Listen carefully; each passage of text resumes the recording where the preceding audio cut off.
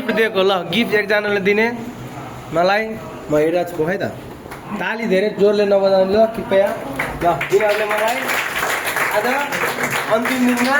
यहाँ गिफ्ट दिएका छन् हेरौँ गिफ्टमा चाहिँ के रहेछ यसको अनबक्सिङ है त फुल पनि दिएको थिएँ फुल चाहिँ अलिकति पङ्खाले गर्दा उडाइहालेछ ल सबैजना विद्यार्थी बसौँ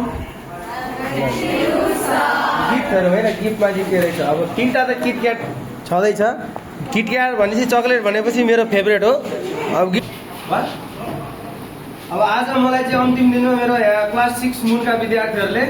केटा र केटीहरू जम्मा सबैजनाले मिलाएर 20 रुपियाँको दरले उठाएर कसैले 20 रुपियाँ दिए कसैले 50 रुपियाँ दिए यिनीहरूको डोनेसन कति थियो मलाई थाहा भएन तर आज मलाई अन्तिम दिनमा चाहिँ यिनीहरूले मलाई आज गिफ्ट दिएका छन् कस्तो रहेछ त गिफ्ट यसको चाहिँ अनबक्सिङ गरेर म हेरिरहेको छु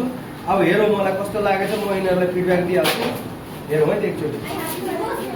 राम्रै गिफ्ट दिएको जस्तो लागिरहेको छ हेर्दाखेरि चाहिँ है सिटमा बस्नु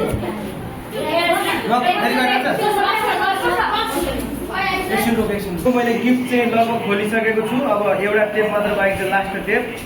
अब यो गिफ्टको अनुसार यिनीहरूले कति चाहिँ यिनीहरूको कति डोनेसन थियो के थियो यिनीहरूले मेहनत गरेर उठाएछन् पैसा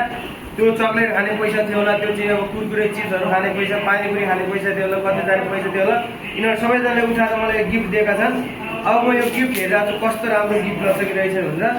ल गिफ्ट लगभग निस्कियो ल गिफ्ट लगभग निस्क्यो गिफ्टमा चाहिँ मेरो अलि खतरा फोटोहरू हालेर चाहिँ यिनीहरूले ल हेरौँ होइन के लेखा रहेछ ल यो गिफ्ट मलाई आज यिनीहरूले दिए